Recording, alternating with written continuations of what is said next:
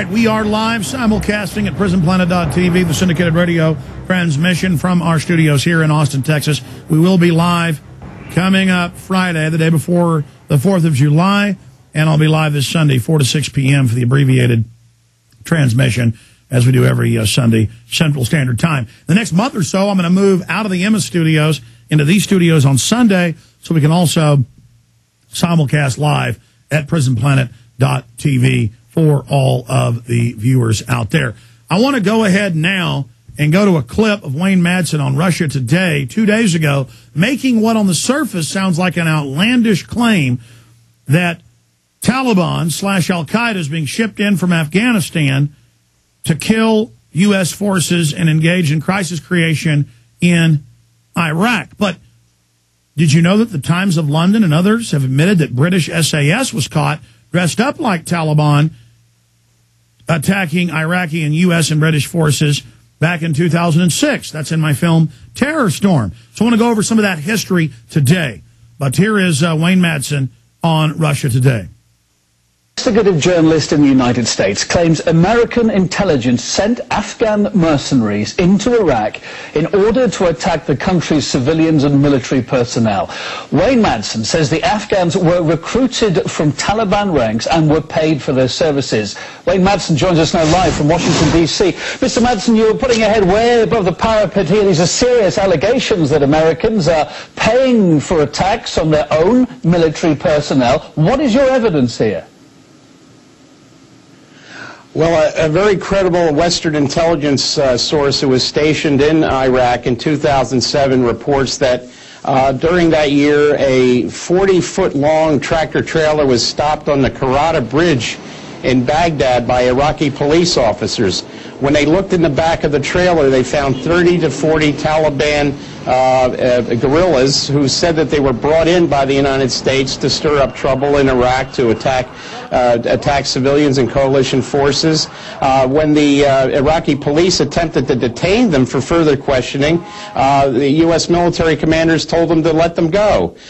In addition to that, I received a 2-page list of Iraqi members of the Muqtada al-Sadr Mahdi army who were being supplied with materials to make these improvised explosive devices, these roadside bombs. The list contained their cell phone numbers, their locations.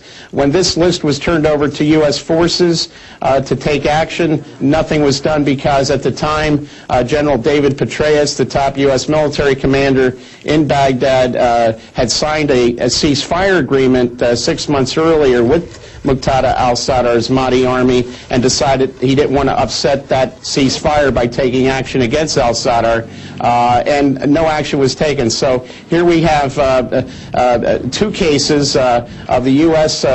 Basically not only looking the other way, but actively participating in this violence by bringing in Taliban guerrillas from Afghanistan. You're a former naval officer yourself. You've also worked in security. You've got a good idea to the background here. Why would the U.S., though, want to further inflame violence and terrorism in Iraq?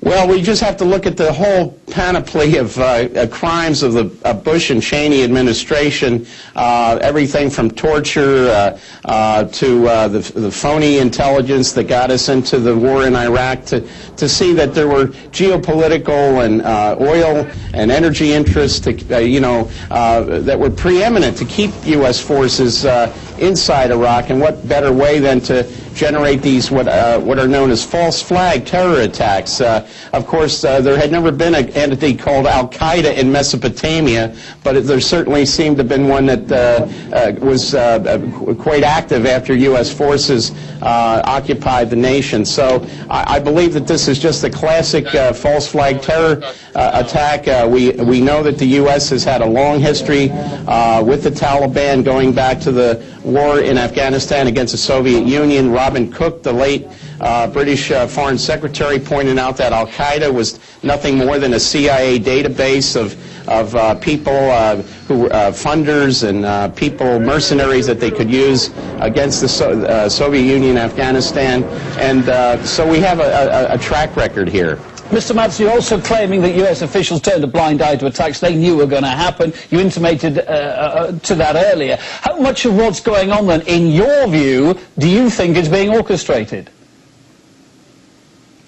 I think a lot of it is being orchestrated because the U.S., although the Obama administration is now withdrawing U.S. troops from Iraqi cities, we know that from statements made by top U.S. military commanders that U.S. troops may remain in Iraq for a number of years in these forward operating bases located out of the city. But it looks like the United States has no interest in leaving Iraq. All right. You can see the rest of it up on Infowars.com or WayneMadsenReport.com or also Russia Today.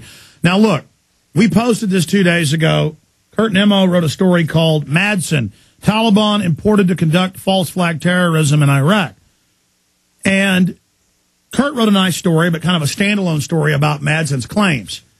Ladies and gentlemen, they used radical Muslims to attack the Serbs, the CIA did. They used them to attack the Russians and the Russian-backed government in Afghanistan in '79 to elicit the full invasion, to draw them in. Brzezinski wrote about that in Bragg's.